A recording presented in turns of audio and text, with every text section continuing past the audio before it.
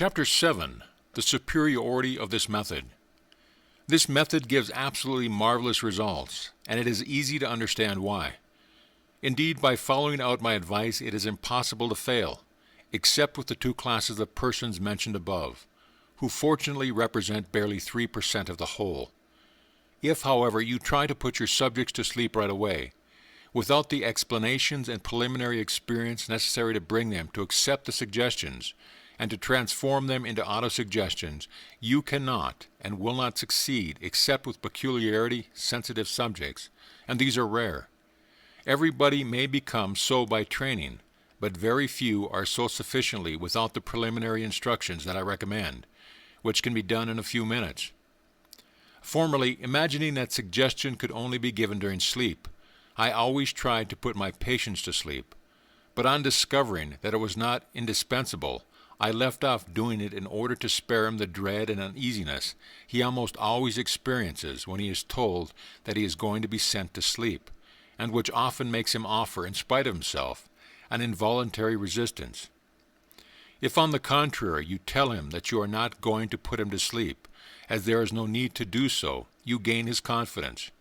He listens to you without fear of any ulterior thought, and it often happens, if not the first time, very soon, that soothed by the monotonous sound of your voice, he falls into a deep sleep, from which he wakes astonished at having slept at all.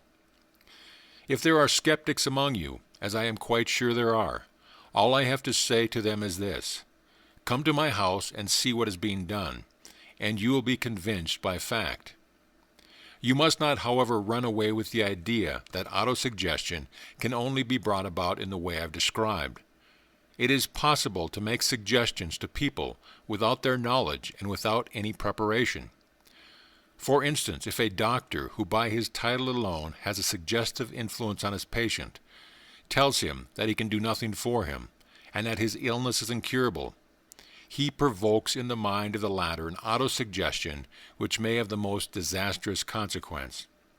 If, however, he tells him that his illness is a serious one, it is true, but that with care, time, and patience he can be cured, he sometimes and even often obtains results which will surprise him. Here is another example. If a doctor, after examining his patient, writes a prescription and gives it to him without any comment, the remedies prescribed will not have much chance of succeeding. If, on the other hand, he explains to his patient that such and such medicines must be taken in such and such way, and that they will produce certain results, these results are practically certain to be brought about. If in this hall there are medical men or brother chemists, I hope they will not think me their enemy. I am, on the contrary, their best friend. On the other hand, I should like to see the theoretical and practical study of suggestion on the syllabus of the medical schools for the great benefit of the sick and of the doctors themselves. And on the other hand, in my opinion, every time that a patient goes to see his doctor, the latter should order him one or several medications, even if they are not necessary. As a matter of fact, when a patient visits his doctor, it is in order to be told what medicine will cure him. He does not realize that it is the hygiene and regime which does this, and attaches little importance to them. It is the medicine that he wants. In my opinion, if the doctor only prescribes a regime without any medicine, his patient will be dissatisfied. He will say that he took the trouble to consult him for nothing, and often goes to another doctor.